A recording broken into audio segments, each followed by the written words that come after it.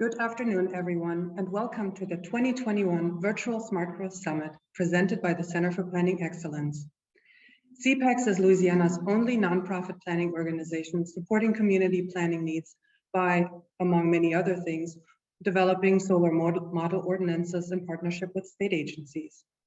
Through all of our work, we champion the power of good planning to build livable, resilient, and equitable communities.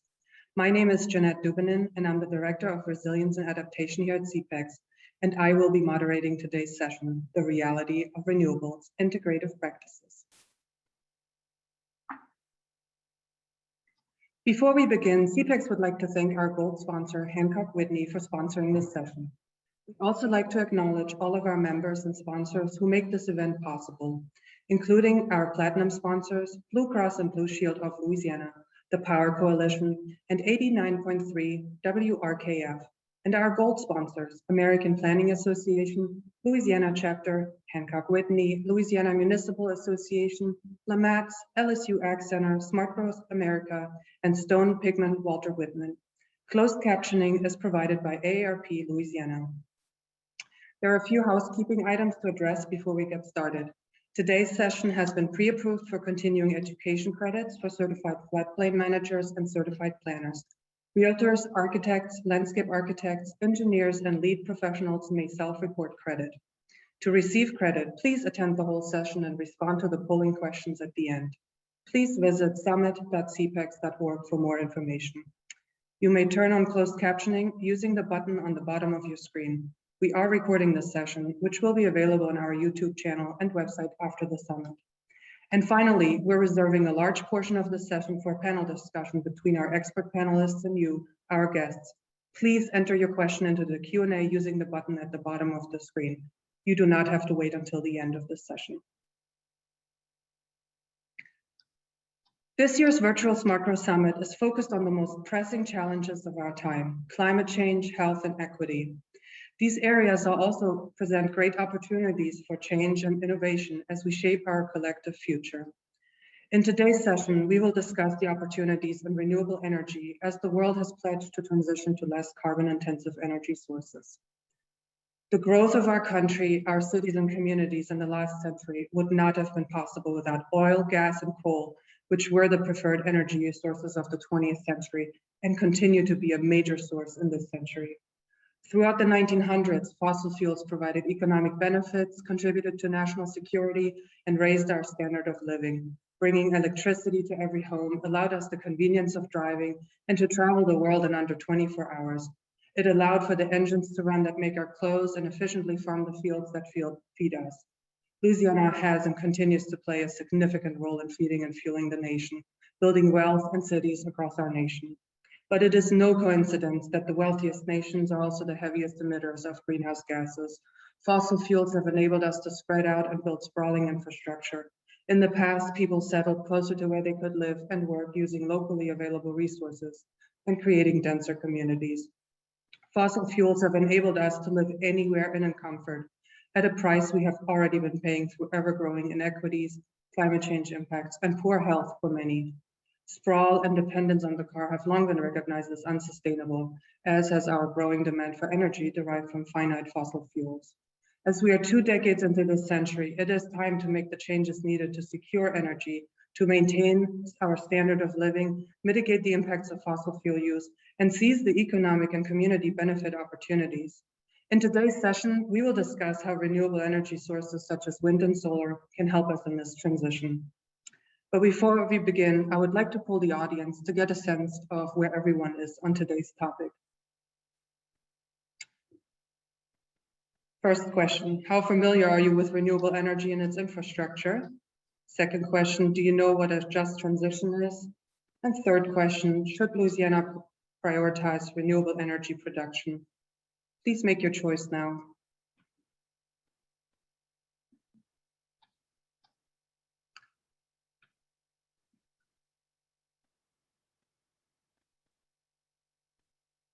Okay, our behind the scenes team will show the results when most have responded. And so we'll just wait for a couple more seconds.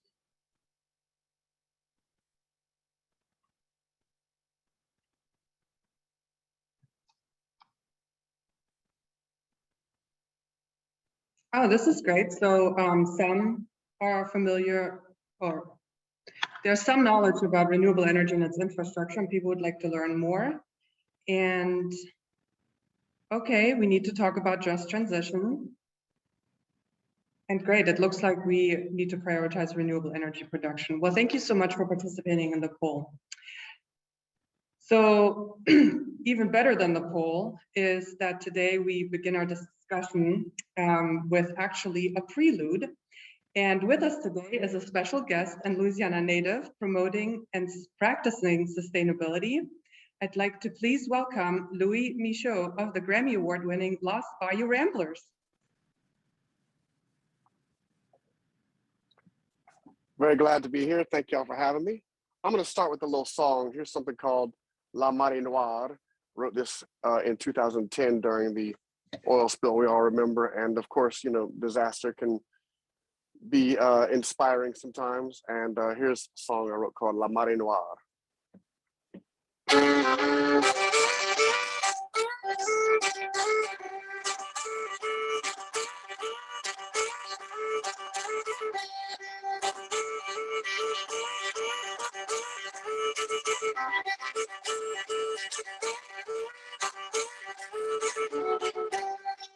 Pour les centaines des années, la soupe, la Louisiana, la paradis, aujourd'hui, la marée noire est arrivée.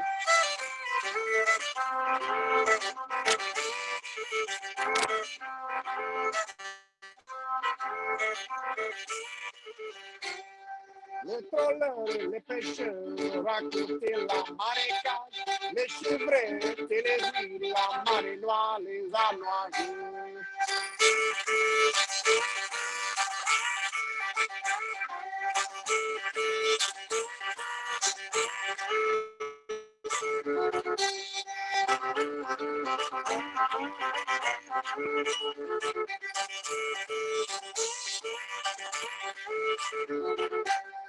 D'habitude des ouragans, le bâti après dévasté, capoté, mais on se lève, la marée noire et mauvaise lève.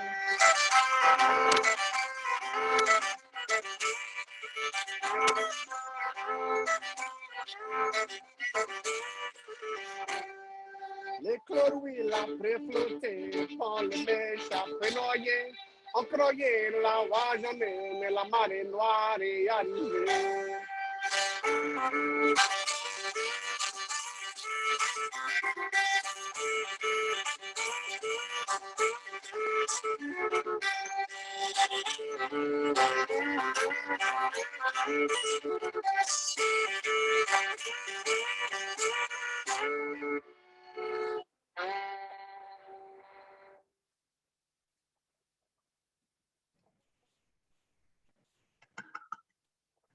Thank you so much. Bien merci.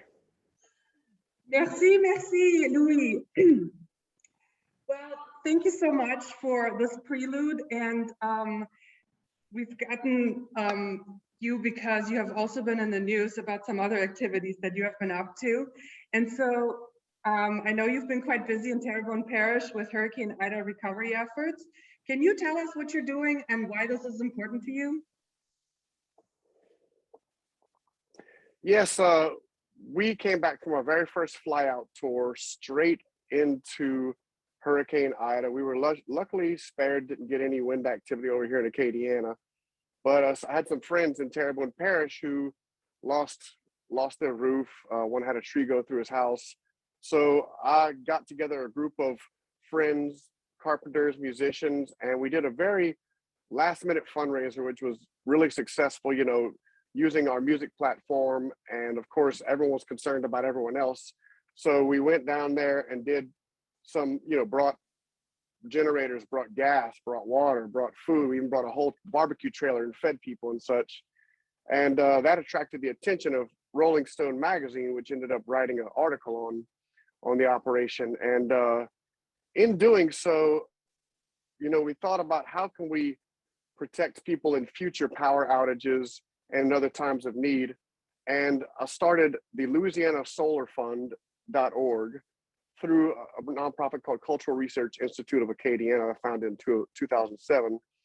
And we started fundraising money to purchase solar generators, which they can come in any size. We're focusing on small generators that are 1 kilowatt, small enough to distribute more to more people, but they still have the ability to really help people in times of need. You can run a window unit, for example. You can run a small window unit pretty much all day, especially if the sun's out, with one solar panel or a fold-out solar panel it comes with.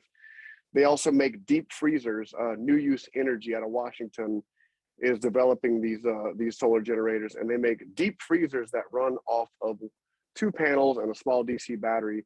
And of course, when you say deep freezer to anyone in Terrebonne Parish, especially down on the bayou communities that fish and shrimp, these are invaluable to them. And when they lost power, of course, they lost so much of their harvest and their ability to keep food. So we delivered our first solar generator to a family in Pointe-aux-Chenes last week, and we have more coming on the way with freezers as well.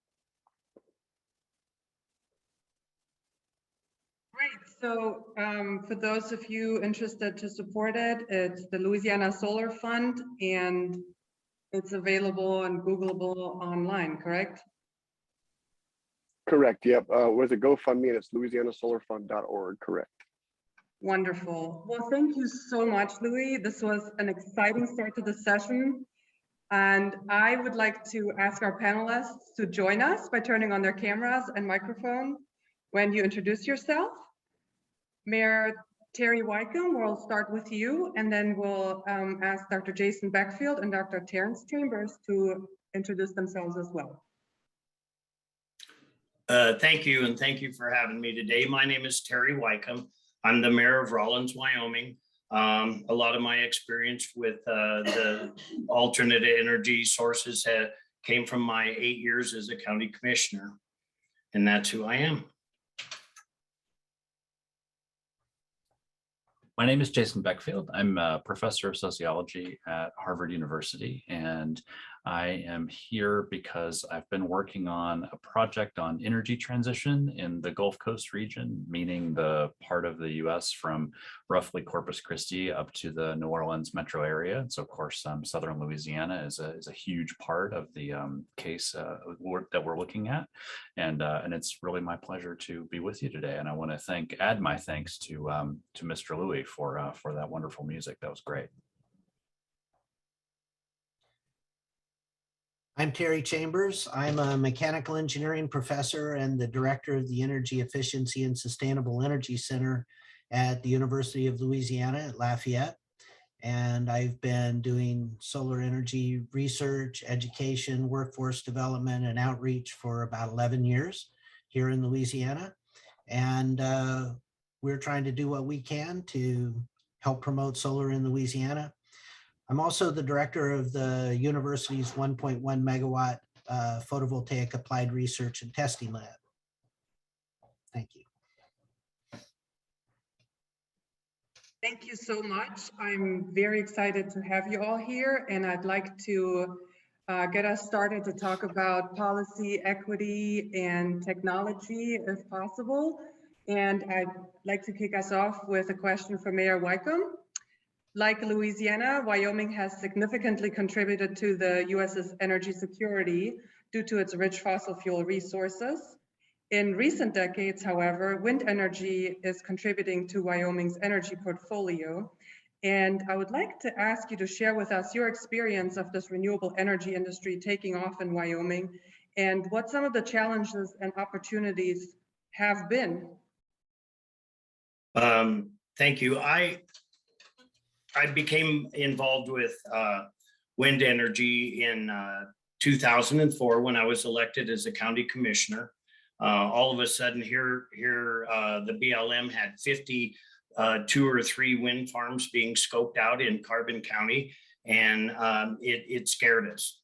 We knew nothing about it. The worst fear in the world is the fear of the unknown. We weren't sure how it was going to affect our traffic patterns, our wildlife, or just really anything. We had no understanding of the negative effects or positive effects of it. And so we had to work very hard. 80% of the people that live in this county worked in the extraction business, meaning coal, oil, gas, that sort of thing.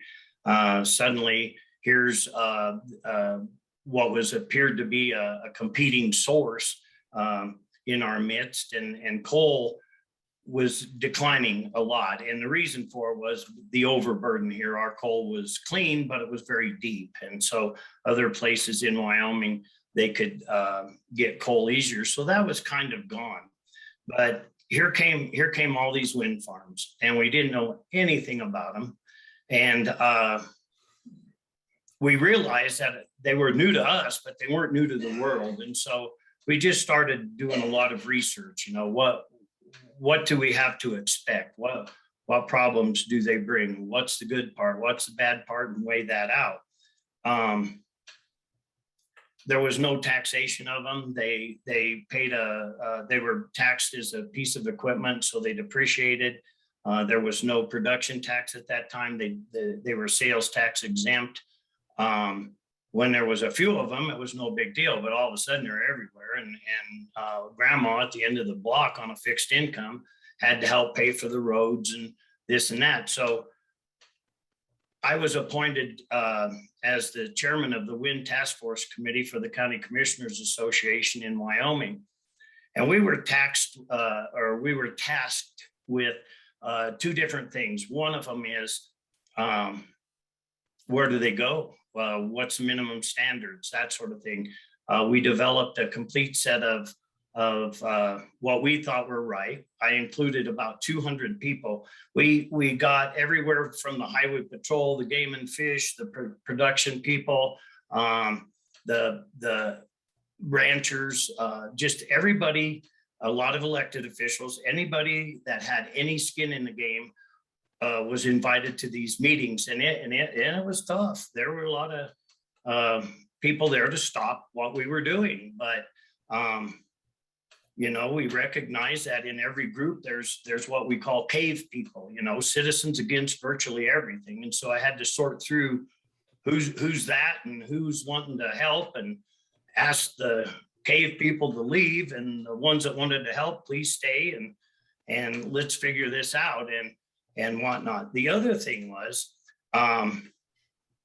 we had to protect ourselves, you know, and so the minimum standards, like how far from a subdivision should they be? How far from a county road should they be?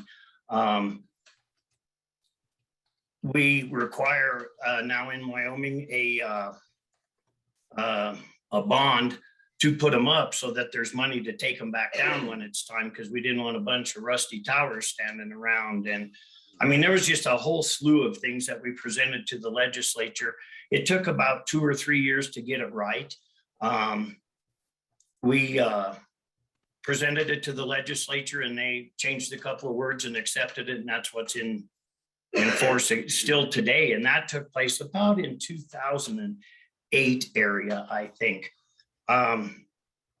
The taxation part of them, we fixed that by getting rid of the sales tax exemption.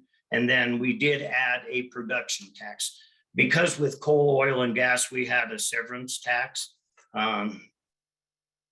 There is no severance tax on wind. And of course, people, because it's renewable, kind of resented that, but it was a way to help pay for the infrastructure that they were using. And it was a balance though. There were 9 counties that had a possibility of getting wind, and there's 23 counties in Wyoming. So getting the whole County Commissioners Association on board with something that would only be relevant to 9 counties was a big hurdle. But once everybody understood what the problems were and what the situation was, the 9 counties started to make their own rules and regulations. But a lot of these wind farms straddled 2 different counties. And so one county's making a rule that didn't really interconnect with the other county. And all we were really going to end up doing is end up in court, is what happened, because we were making it virtually impossible for some people. So that's about when we stopped and realized, wait a minute, this is a statewide situation. And so we went to the state and worked with the governor's Wind Task Force Committee also, and to make them realize that this is a state situation, and we got a lot of those things resolved. One of my biggest fears was making regulations that would either have these companies not come here and create jobs. Quality of life begins with a paycheck, and we lost a lot of coal miners. We lost 2,700 of them, and so we needed to do something. So the other thing is I did not want these companies to come in our midst and not be successful. There would be nothing worse than to have a company here and not be successful. So we tried to make rules that and regulations that protected us while allowing them to be successful. And like I say, it took a lot of pounding on the desk to get some of these things done, but all in all, it worked. The part of the sales pitch, or part of the things that made people kind of change their mind a little bit, was finding out some facts. And one of the facts is our grid was full. There was no more power lines taking energy out of Wyoming. And so they had to build these new power lines. And some of them are still being built. Gateway West is a huge power line situation. It runs from here to California. That's not being built just yet, but it's hooked to a 1,000-tower wind farm called the Chokecherry Sierra Madre one. But once those power lines are built and the wind's not blowing, those power lines can still carry electrons, and those electrons can be made by other sources. And one of our plentiful resources is natural gas. And so by allowing that infrastructure and that sort of thing, we felt that, you know, it would do a lot of good. And so just educating people and bringing them along. It doesn't happen instantly. It just takes a lot of time and answering a lot of questions. And I hope that answered your question. Absolutely. Thank you so much. This is a really good account of what you have been experiencing that I believe we are only at the beginning of for solar industry. And so you mentioned that the greatest fear is that of the unknown. And so I wanted to ask Terry if he could please talk a little bit about the unknown, because actually it is quite known what solar can and cannot do. So if you don't mind. Yeah, I'd be happy to. This is one of the things that has been happening currently in Louisiana, is very similar to what Mayor Wykeham just described. We're trying to figure out how to do this in Louisiana in a way that benefits all the citizens. And what I've discovered is that there are some citizens against virtually everything here. And then there are also some people who are very sincere, who have real questions about solar energy and what the impact would be on Louisiana and on their neighborhood. And one of the things that they're worried about is that solar energy is not safe. And I've spent a fair amount of time talking to people who have very serious concerns about the safety aspects of solar energy.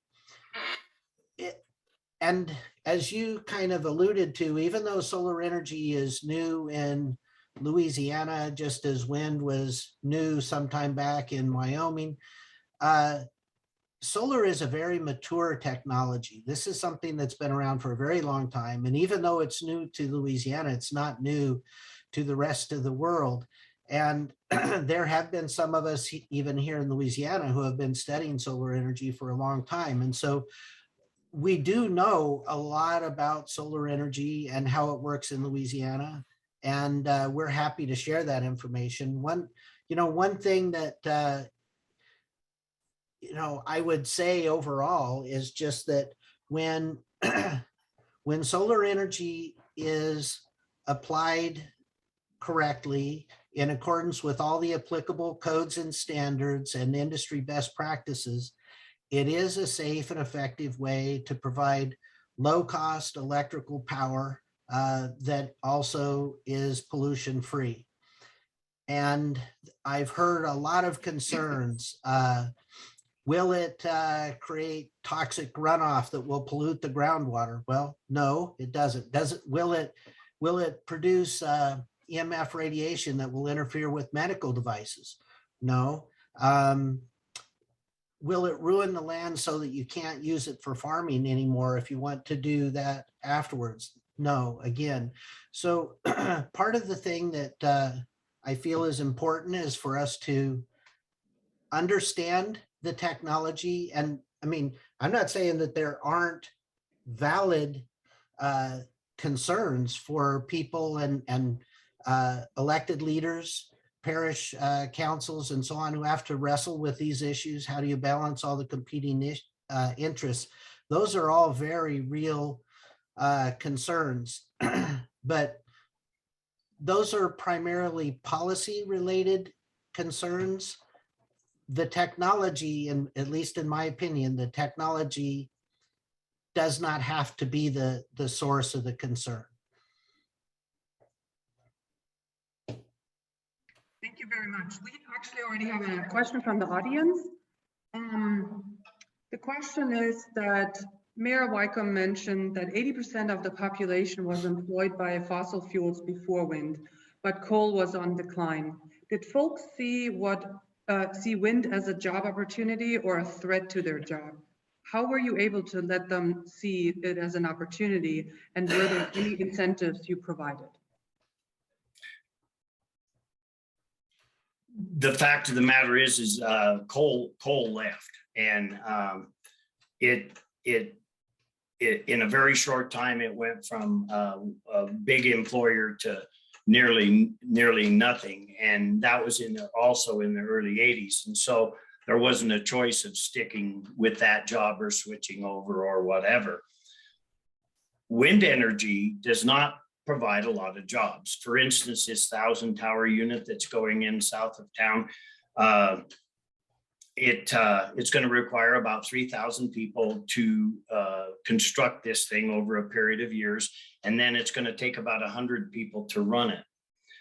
However, they pay a tremendous amount of taxes, and that also can create jobs by helping communities have shovel-ready properties, in our case, and such like that, to encourage it. The other thing is very much like oil and gas. It was almost the same argument back when they started that in doing research back in the 30s or whatever it was, the same kind of concerns.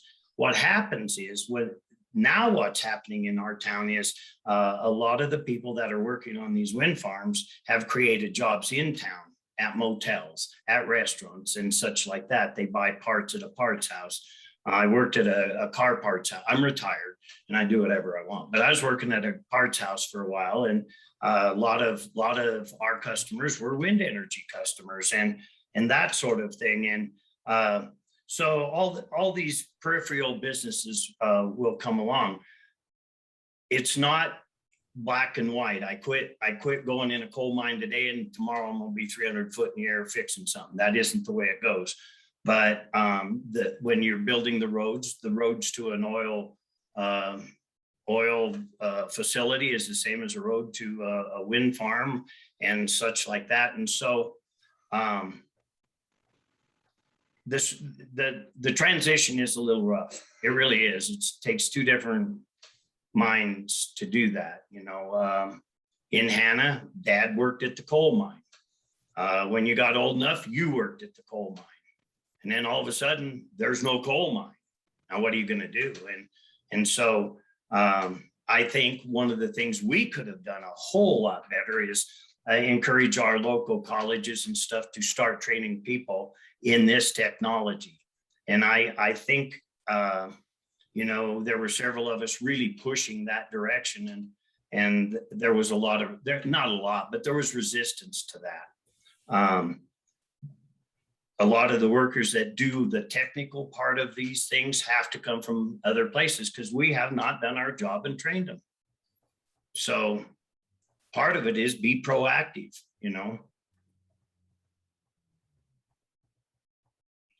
I hope that answers the question. I think it does. Thank And you. Jeanette, would it be okay if I followed up just on the training do. point? I mean, I thought that was a really, really interesting and important point. I just wanted to underscore, and I'm sure Dr. Chambers would have a lot to say on this too.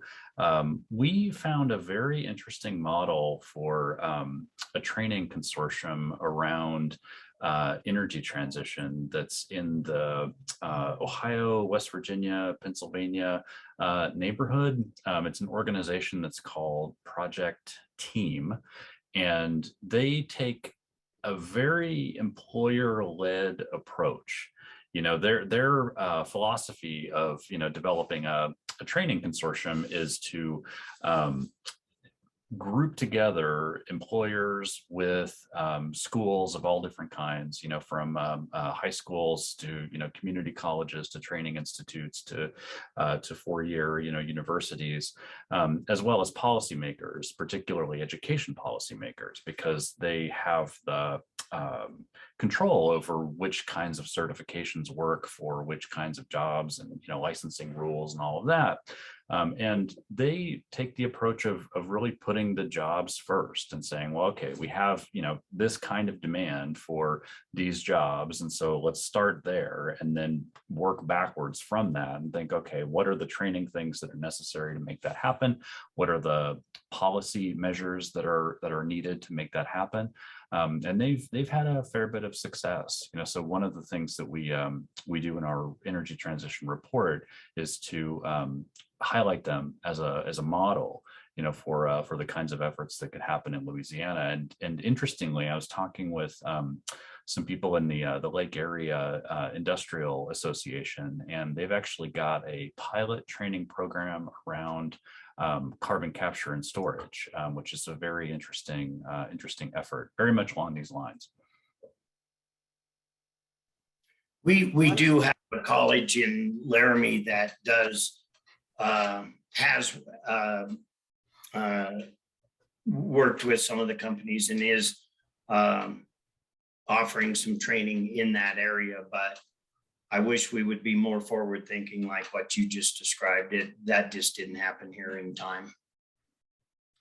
One of the things that has become apparent to me is that there is a little bit of a chicken and egg problem, because you know, what I'm hearing from solar developers who are primarily currently from out of state, wanting to come in and do a project in a utility scale project in Louisiana, is that they can't hire local workers because there aren't enough trained workers here in Louisiana. So what we have done here at UL Lafayette is that we have decided we're going to offer solar energy training here, both at the university level, at the 4-credit engineering program, but then also we've developed a series of 5 workforce training type courses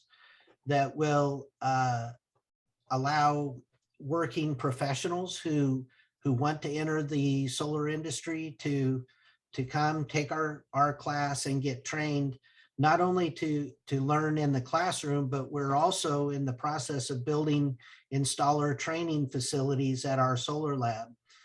And we can use these training facilities in a dual purpose way.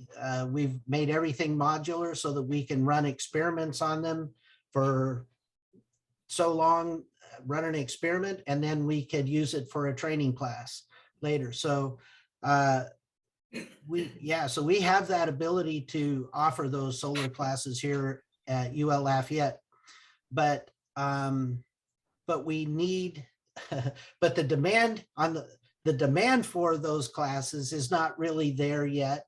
But I've invested in making sure we have the classes for because I think that the demand will be there. You're so smart doing that. I'm telling you that we tried to get people to realize that, you know, with 53 separate wind farms coming, that's a lot of jobs. And course, everybody was counting on it not working, you know, and failing or whatever, because gas and oil and coal is where it's at. And it was hard to turn the eyes. And then you add the political part of it. And it was, you know, to work on renewable energy was kind of sacrilegious for a while there. And it's where it's coming. You know, our county is one of 3 in Wyoming that are in the black.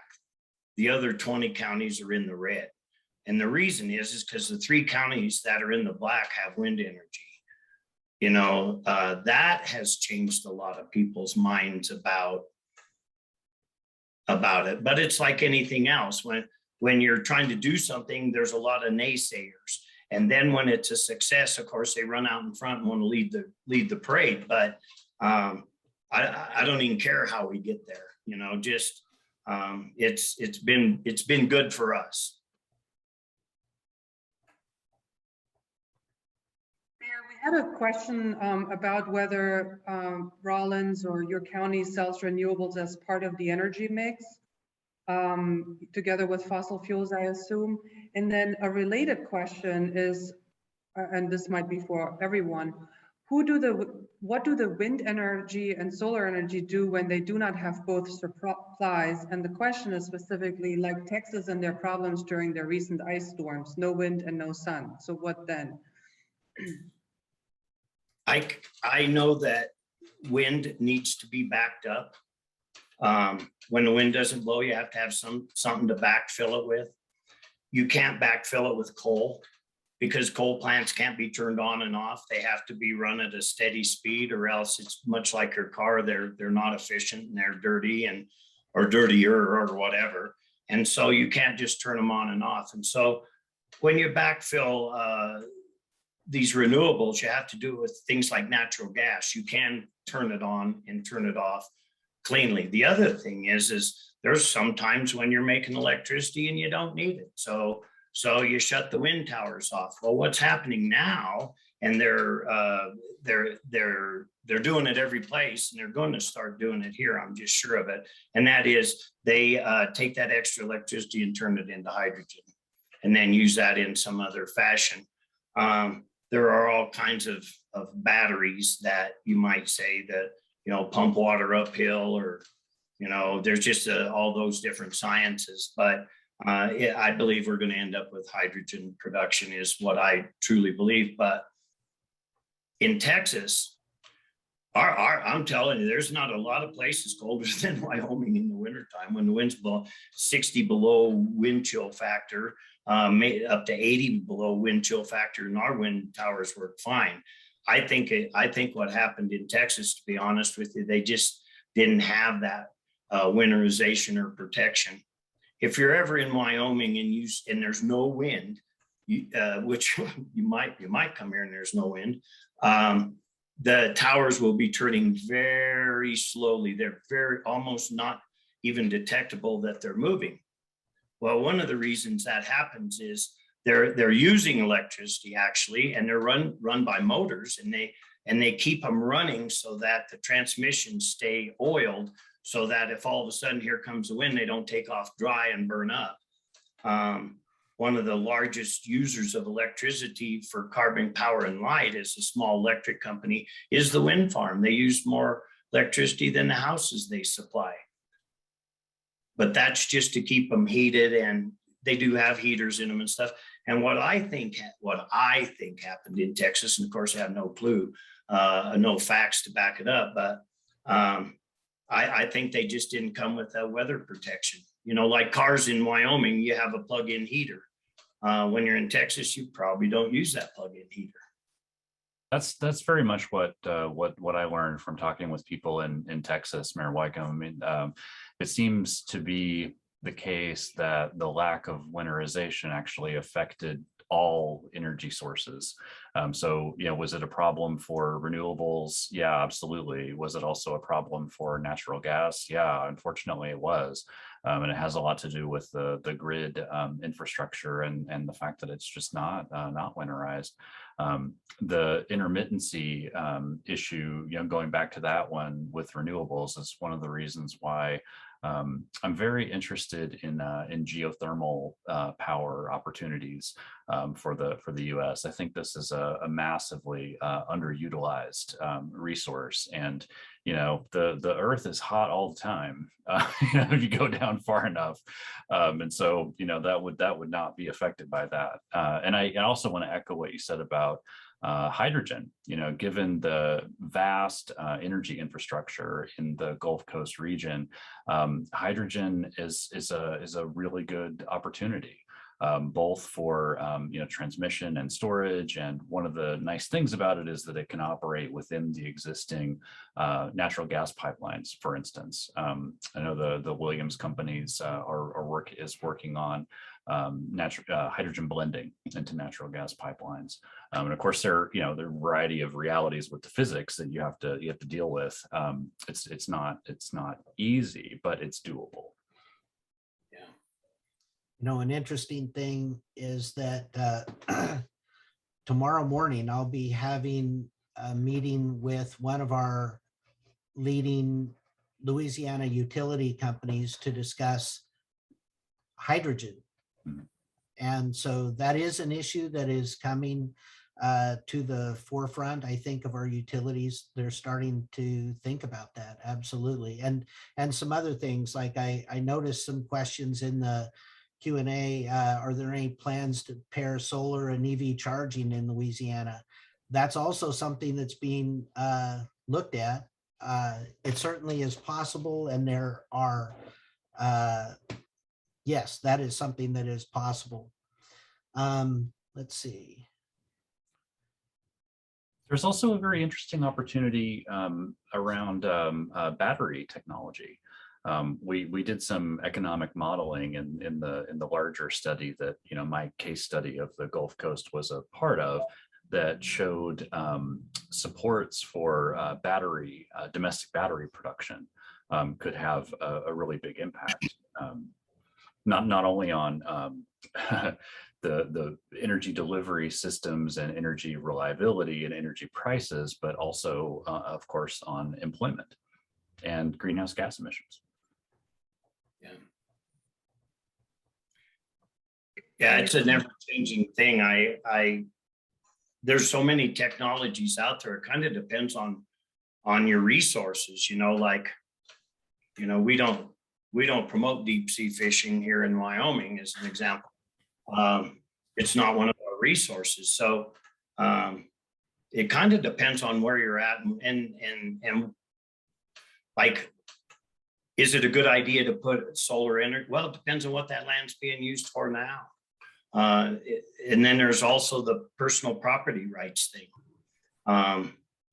One of the things that it has done is allowed a lot of the family ranches to stay in the family, because they have rented their land because they're all land rich and cash poor, and it has allowed some ranchers to really modernize their program. And then some of these companies are buying the ranch, which I have mixed emotions about that, but it is a personal property right to do. The electric car thing is interesting to me. I'd love to have one, and then I could, living in Wyoming, I could put a sticker on it saying 80% powered by coal, but we're not ready for electric cars in Wyoming. My town is 100 miles from any other town, and once in a while you will see a Tesla come through or whatever, and once in a while you'll see one come through on a wrecker going to be charged. It's back to that, what you talked about, Dr. Chambers, about the chicken and the egg, what came first. And we have a $250,000 natural gas service station out by Flying J here that is mothballed because natural gas cars didn't take off like they thought they would 5 years ago or 10 or whenever they built it. It's just interesting to see how we're going to get there. The one thing, I remember I was going to say something about renewables, and sometimes people are like, man, you're such a hero, making it work, blah, blah, blah. No, no, the renewable people made it work. They're the ones that figured it out. They're the ones that figured out how to make the cheaper machines, the machines that are more efficient and whatnot. We just got out of their way, but honestly, the reason renewables is because of you, maybe you two guys' work. You know what I'm saying? No, I think you're selling yourself a little short. You know, I loved what you said before about inviting, you know, anyone who has any skin in the game to the table, you know, so you can actually have conversations and answer questions, and you know, and try to see, you know, a few steps ahead as a community process. That's, you know, I'm a sociologist. I study people for a living, and you know, and what you did was hard and yet foundational to making transitions successful. Yeah, I think I agree with Jason. You may be selling yourself too short, because getting out of the way, as you put it, is not an easy thing to do, nor will it always be supported by all of the members of the community. So I think what you did is really tremendous. Now, here in Louisiana, we could really use some of that, because we have 7 gigawatts of solar projects that have been prospected, that have had an interconnection permit submitted to the MISO queue. MISO is the regional energy market. So there are essentially 7 gigawatts of feasible solar projects that would happen right now if everybody could just get out of the way like you did. But not likely to happen soon. Well, don't give up. I'll tell you, there's all kinds of unbelievable unintended things that came along. Like one time, there's this wind farm, and there's a mile between it and the main power line. Well, that mile didn't belong to them. And so these interconnections from the wind farms to the grid is a whole nother situation. And in Wyoming, there were like several scenarios. If 80% of the people on that route agreed, then the other 20% of the people had to sell under the public domain situation, which, boy, I would really stay away from that as far as I can. If you want rocks thrown at you, do that. You know, there's all kinds of things you just don't think about. I remember when they first came along, they're like, you're going to kill all the antelope. Well, if you want to go in Carbon County and find an antelope, they're laying in the shade of the wind towers. That's where they're at right now, and they're loving it. The oil field, it was the same way. You're going to kill the antelope. Well, guess what? All of a sudden, there's 50 ponds to get water out of for antelope instead of one. So that poor confused coyote has to decide, which pond am I going to lay by, where he used to only have to lay by one. So it really enhanced the antelope herd. And there's all of those things that you have to consider. And I think just education is a lot of it, showing people, you know, once the first wind towers went up and then they saw the guy that owned the land drive a new Cadillac, they kind of wanted a new Cadillac too. And so it kind of worked that way. On the other hand, there are people, I'm telling you, we still have it. Our county commissioners just did a moratorium, or talking about a moratorium on wind farms.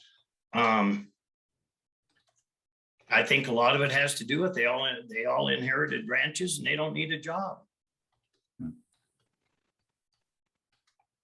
I shouldn't have said that, but it's true. No, absolutely. And actually, along this conversation, there was a question about how much of your work, Mayor Wykeham, was straight policy work using the budget regulations you have versus working directly with public-private partnerships, bringing money from non-public sources into getting things set up.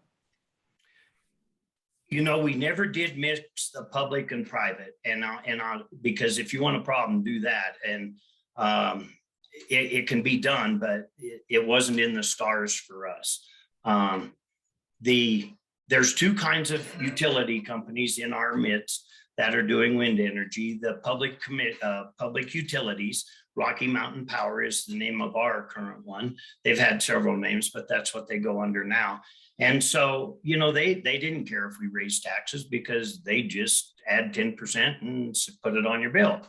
But then there's the other type of producer that is producing this electricity to sell on the open market. And that's what the Chokecherry Sierra Madre project is. So there's almost no public-private interconnection. It's just a matter of, you know, the companies being taxed by the government and regulations by the government. And as being an elected official, you can slow down or stop these things.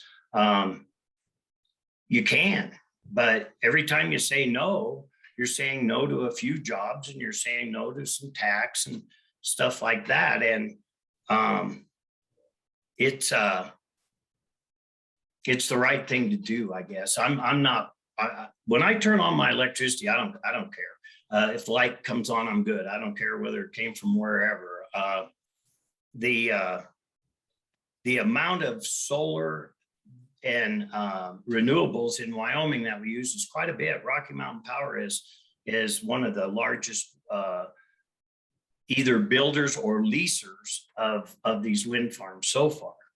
And but it's all private. Thank you. And just to clarify, I believe in previous conversations, you did mention that there was a commission that was established in the state to address how the taxation would work. Well, what happened was, as part of the County Commissioners Association task force chairman, we were tasked with looking at their taxation. Governor Friedenthal, 2 governors ago, hired a company it was called the E3 model, and they compared taxation from state to state. Really complex, because you have states like New Mexico that you can go to their county government and go to their school, for instance, and they can forgive your property taxes, and it's called an industrial bond. Wyoming, you can't do that. But we wanted to be competitive, but we didn't want to give it away either. And I think I got lost there someplace. I'm sorry. That's okay. So there was actually also a question, and this goes probably along with, we didn't want to give it away and we all wanted to benefit. Can we talk about what just transition is and what the Roosevelt Project has found and actually studied? Yeah, no, I'm happy to talk about that. So the Roosevelt Project was initiated by Ernie Moniz, the former energy secretary, and he was interested in looking at how energy transition might play out differently in different regions, very much along the lines we've been talking about, right? What makes sense for a given region might not make sense for a different one. You know, no, what was it, Mayor Wycombe? No deep sea fishing in Wyoming. It's exactly that kind of thought. And one of the things that we focused quite a bit on in the Gulf Coast case study, but also in the New Mexico case study, actually, was the question of environmental justice and how you combine concerns about environmental justice with concerns about just transition. Right? We think those notions are actually quite friendly to each other and go together in a number of complementary ways. The fundamental element to it is about the process of transition. You know, so Mayor Wycombe, you know, had this great phrase about how transition takes 2 minds. Right, you know, somehow you have to, you know, have 2 things in your mind at the same time, and that's very hard.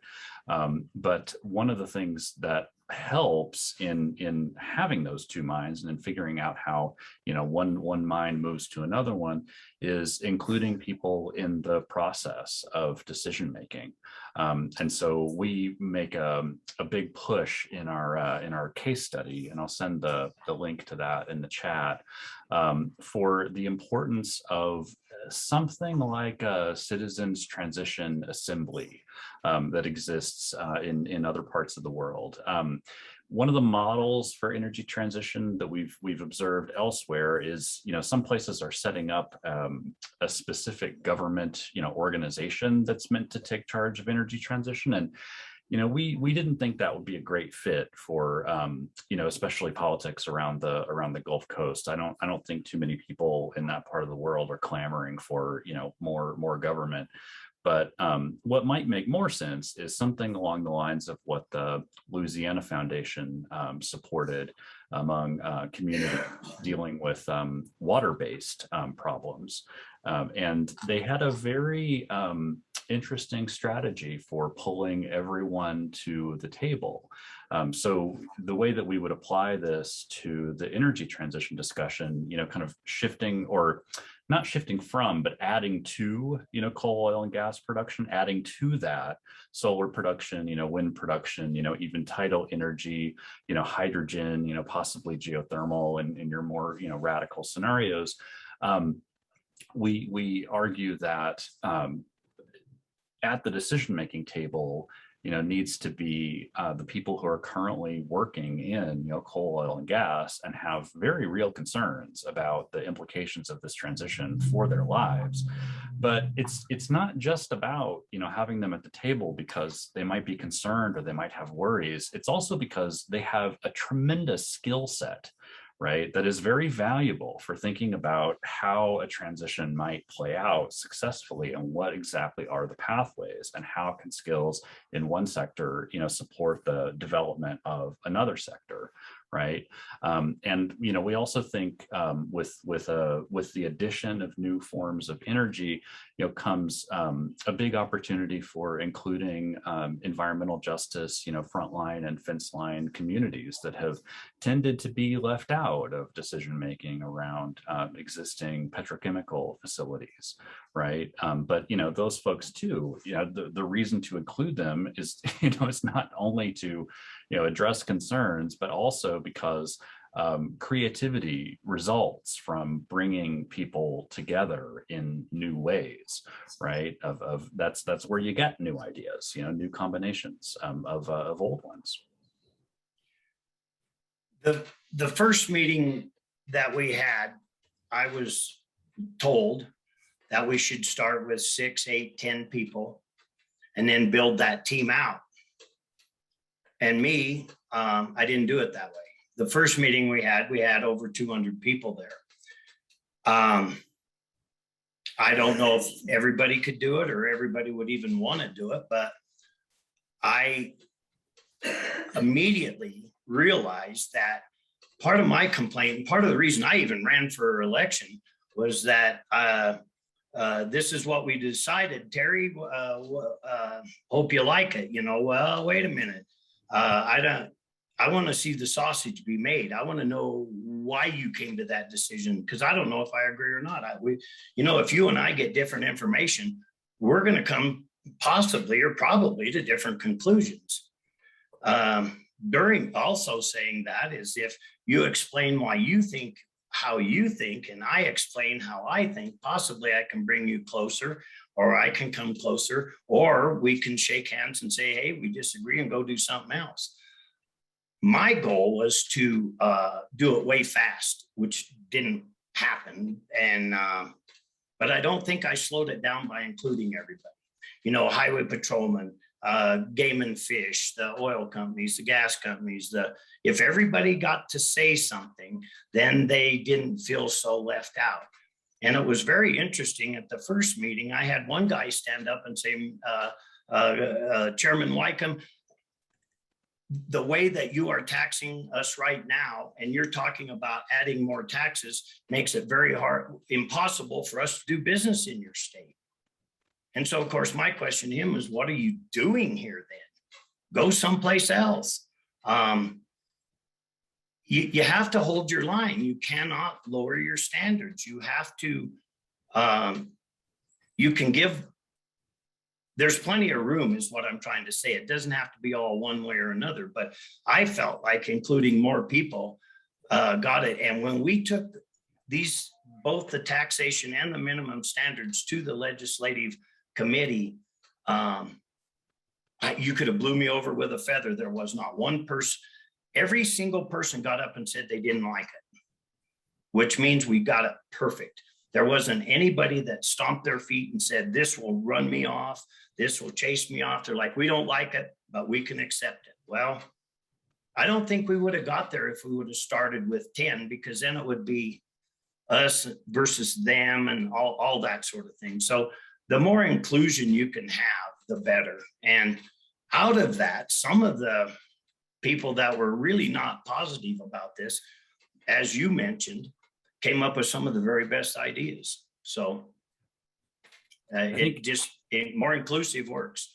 I think inclusion is the key word for just transition, right? It's a process issue. It's not an outcome issue, right? A transition isn't an event, it's a process. And so, one can think of a variety of unjust processes, right? Let's get a group of 6 insiders and hash it out, or, let's just invite our favorite, lobbyists to have lunch with our governor and then we hash it out, right? These are not just processes. They're not going to get everybody on board. They're not inviting people to the table. They're not even going to be particularly creative. It's going to be the same old ideas, and the same old people, right? But if you invite everybody to the table, I think it's a more just process that will actually lead to better outcomes. And I think this is one of the ways actually that Louisiana has a subtle cultural advantage in doing just transition. And that subtle cultural advantage, I think, and I realize I'm an outsider, but one of the things I admire about Louisiana is that Louisiana knows how to throw a party. That's why I wish we were there. Agreed, 100%. The wind, I'll tell you, right now, the wind here is blowing 65 miles an hour. And I'm not exaggerating. I'm telling you, look on your weather report. And that's why we have wind power. There's still people today that, just don't really care for me because they look at me as a wind advocate. And it's kind of funny because I'm the reason they're paying all them taxes. I led the charge on that, and they didn't have regulations. Now they do. So it wasn't a matter of me being pro-wind. It was, how can we make it work for us in our set of circumstances? And it is very political. I'll give you an example.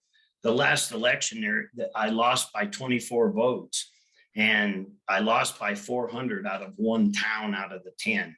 I won in every place but one town. And it was because they had it in their head they didn't want wind energy. And they're real glad when they get their impact assistance and their money, but they don't want them. So you got to be. You have to know who you're dealing with, I guess is what I'm saying, and where their tolerance levels are, and just be careful where you place them. So there's actually a question from the audience that gets a little bit deeper into this, asking if there was a particular argument or message that helped turn people around. Was there a particular one, Mayor Wykeham? Money. Simply pragmatic. It was hey, I might be able to get a job. A security guard there and one at the refinery is the same job, such like that. It is strictly money. It was.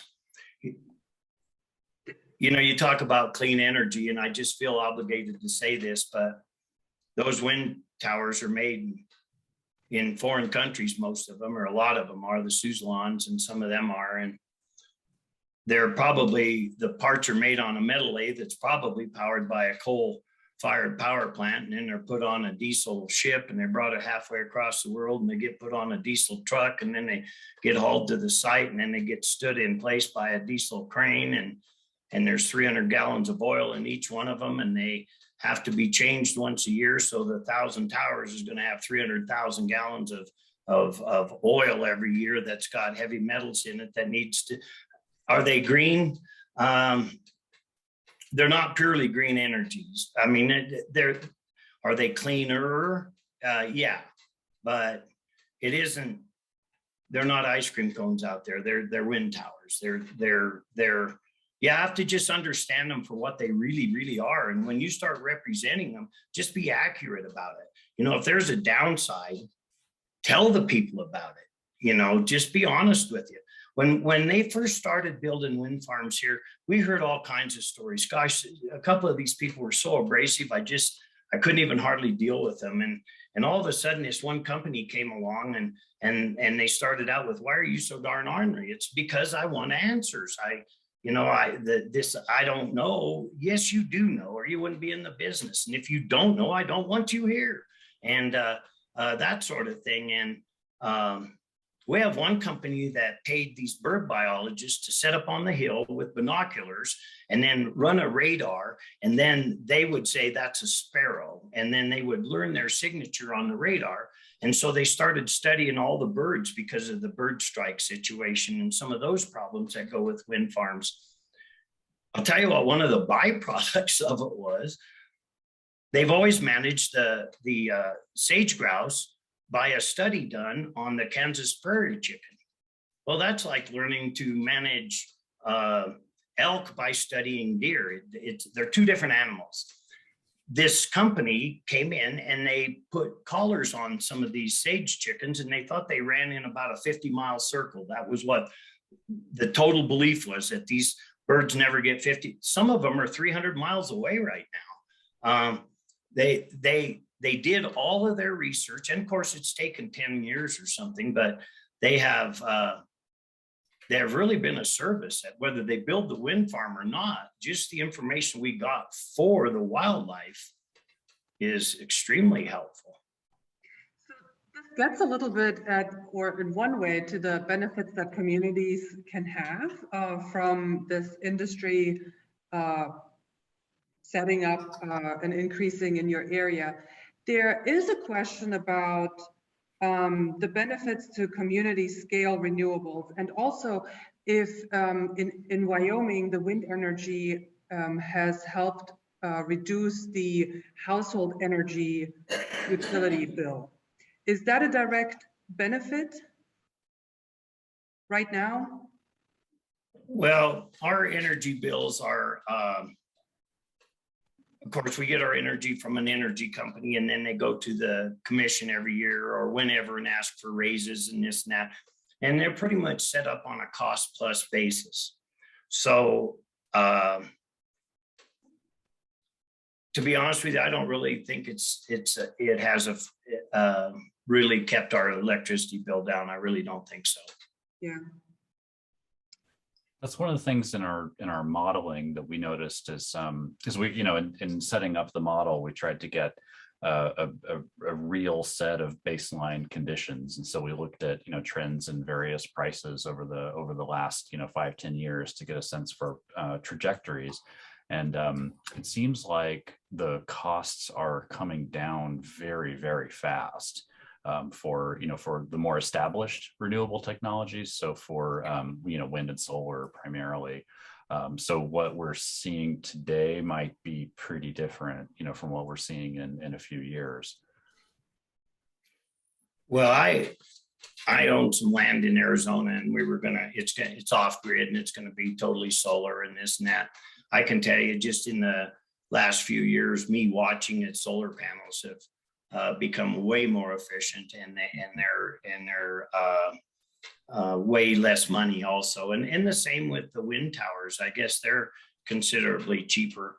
It's like anything else. As it progresses, the technologies change, and I think that's like what I mentioned earlier. I think that's what's helped the renewables is they are competitive now to coal or to maybe not hydropower. I'd like to see more hydropower myself, just because there's so many other benefits to building dams and having bodies of water and such like that. But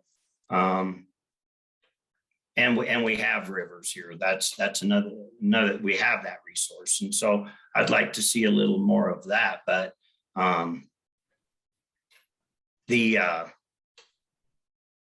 the cost is going down, but it's kind of like the price of meat. You watch what the farmer gets paid, and then you go to the market and the meat went up, but the farmer didn't get paid more. So I don't know about my electric bill and these solar things. I don't know if there's a connection. I think that's one of the advantages of local electric co-ops and, and community scale renewable development. It's kind of more local control over price setting. And I think resilience to, storms would be another advantage of, a lot of the community scale renewable developments. Think how different the situation in Texas, would have been, if there had been community scale energy grids, right? It would have been a very different story. I think many fewer people would have died, frankly. Well, and I can tell you one of the biggest expenses, whether it be solar or whatever it is transmission lines. Transmission lines are horrendously expensive, and if you can produce the energy close to where they're using it and bypass the cost of the transmission lines, why shoot, that's half the cost, to be honest with you. Now, one thing, there was a question in the chat about transmission. And so I think it bears taking note that transmission is very important. And especially if whether we want to import cheap wind from wherever else, or whether we want to become a renewable energy exporter, we're going to need more transmission. And just so everyone knows, there is a docket open at the Public Service Commission right now that deals with transmission. And the big question with transmission projects is always, how do you fairly allocate the costs of the upgrades to who's going to benefit? So that's part of what the issue is.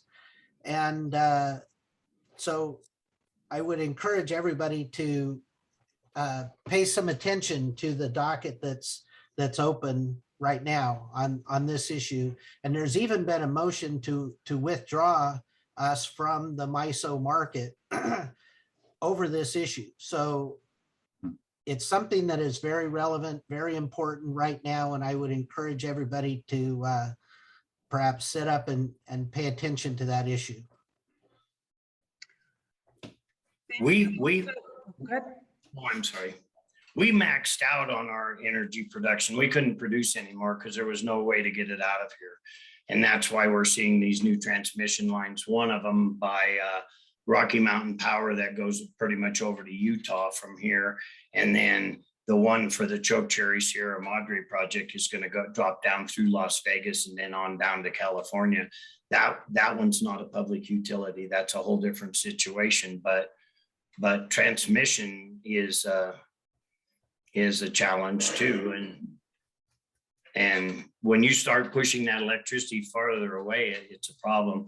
It was kind of funny on HBO, they did a deal and I was on Discovery Channel for a program and they had a segment on HBO. This comedian was making fun that how are people in the center of the United States, no wonder they don't like it, because they had arrows pointing towards both east and west, and they're like, and of course all these electrons are going east and west, and so well where do you think their corn they're raising is going? I mean, they don't eat it all, they send it east and west. So it's just not been portrayed correctly. It's an export item for Wyoming, and we could never use that much electricity, and I'm glad we have a resource that we can get some of that California money from. That's great. So I think we're going to start wrapping it up, and I would like to pose this question to the group from the question and answer that is asking about land use elements and what are some of the most important planning considerations for us as we are in the process of transition.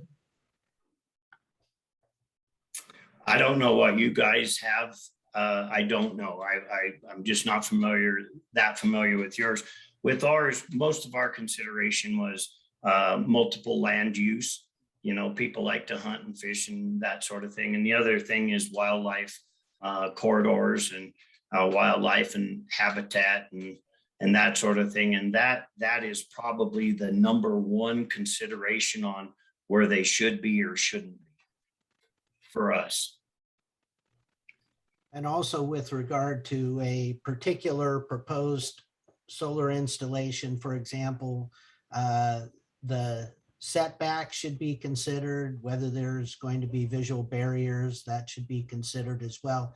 And in fact, I think that leads to the need for a statewide model solar ordinance. And I wonder if maybe somebody is working on that. Well, I'm so glad you asked, Terry.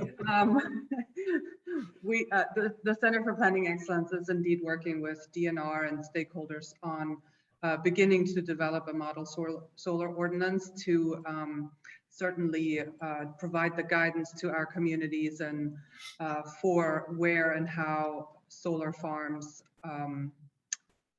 can be developed, and we reap the benefits of them being here, just like Mayor Wycombe has done in Rawlins, Wyoming. And so actually,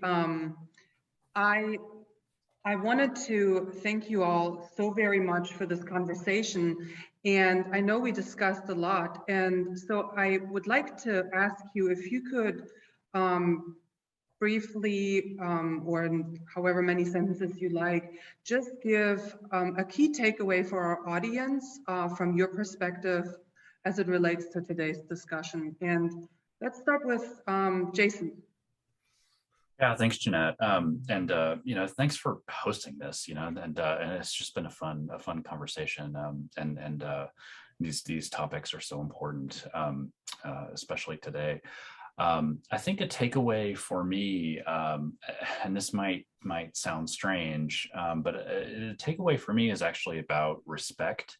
One of the things that, you know, you wouldn't like respect, well, like that's kind of emotional, right? And why would this be important in something as like, you know, hard as an energy transition? Well, you know, I think we have to remember that people, you know, are the ones who make a transition go, and people, you know, want and deserve to have dignity and feel respected, right? And one of the really troubling things we found in doing our interviews, especially, and also in our field work and some participant work, is that people on kind of both sides of the renewables, non-renewables line feel like their work is not respected, their work is not recognized, their work is not acknowledged, and I would say that issue of respect is it's a necessary condition, you know, to make transition successful. So I would conclude on that note. Great, Mayor Wycombe. It's just interesting to me. It's like a trip down memory lane, just listening to some of the challenges you all face and how it goes. And it's interesting to me that you guys kind of have a completely different approach than we have, but the same problems exist and whatnot. And I want to come to Louisiana. Quality of life, you know, begins with a paycheck. And if you guys are creating jobs, you will win, I guarantee you. Well, if I were to follow up on that, I just have to say that I agree. I agree. And one of the things that I would like to emphasize is that Louisiana has always thought, or for a century has thought of itself as an energy state.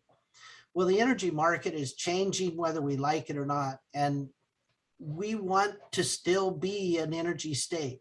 And so I feel like we need to be able to make this transition, and we need to do it in a way that it will, you know, that it will positively impact people's paycheck. And one of the things that I feel is that Louisiana is actually better positioned for this transition than potentially other states, because we have a lot of people who are well trained in the energy industry already who can do jobs that are similar in the renewable industry. For example, our landmen could be working at, on solar leases and solar development and so on. And offshore oil and gas platforms could be used for offshore wind and on and on. Natural gas pipelines, we know how to build those. It could also be used for CO2 pipelines and so on. So I feel like with just a little bit of encouragement and a little bit of getting out of the way, as Mayor Wycombe mentioned, and a lot of respect, as Jason pointed out, and listening to everybody, bringing everybody into the room, as Mayor Wycombe mentioned, I feel like we can make a just transition that will benefit Louisiana. Dr. Chambers, the economic modeling we did on the employment effects of transition bears out exactly what you just said. Of the 4 regions we compared, the Gulf Coast region is positioned to do the best in energy transition. Now we need to do it. Good luck. Any better? Good. Good luck. I hope you all the best in the world. And if you all have my phone number, if you have any questions that I can help with, please give me a call. I'd love to help you. It's been fun participating and watching things mature here. And most people have accepted it by now. And I still once in a while get into an uncomfortable conversation, but my personality is one I just totally enjoy that too. But y'all all need to come down, and we need to go to a festival or a fundraiser hosted by the Lost Bayou Ramblers. Oh yeah, I'm ready. I can't wait. I'm there. Yeah. Thank you so much, everyone. This was so great, and I'll be sure to touch base with you next year when we have our annual Smart Growth Summit again, and we plan on having it in person. And I would love to host you here in Louisiana. So absolutely. With this, I would like to thank the speakers and the audience and for engaging in this discussion on renewable energy.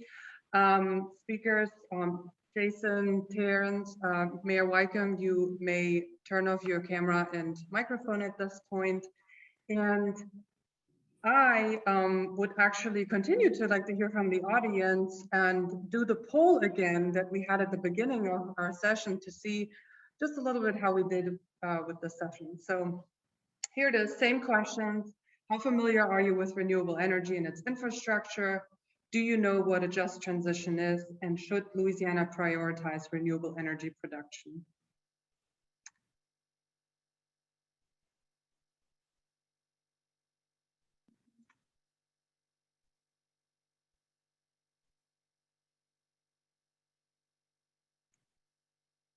Great, we'll wait just a little bit more for people to respond. And when my behind the scene team feels everyone has taken the poll, then they'll share the results.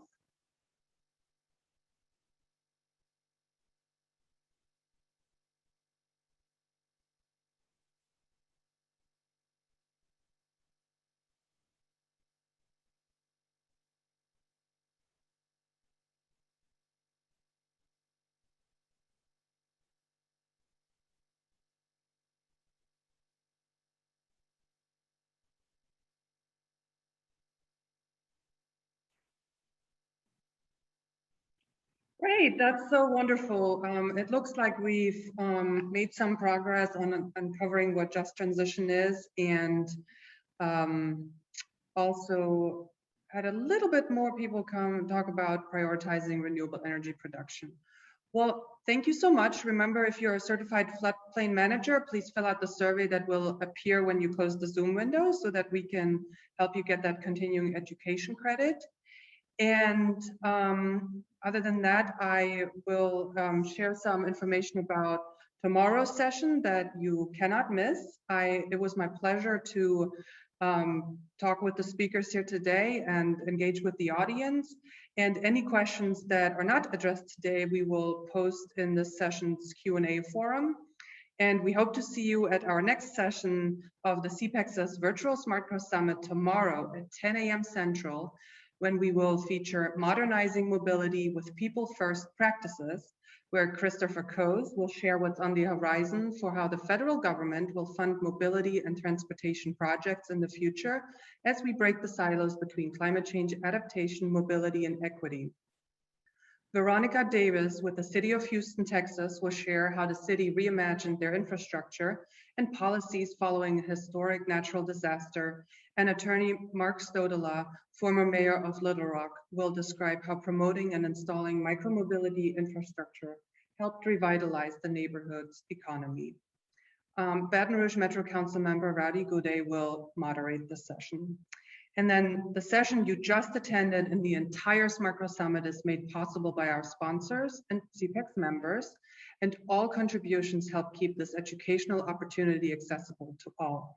So if you would like to support our work, text CPEX to the number on your screen or scan the QR code. You can do that by using the picture app on your phone. And we hope to see you again tomorrow morning at 10 a.m. Central. Thanks again for joining us today. And look at that, I'm even 4 minutes early. So thank you so much.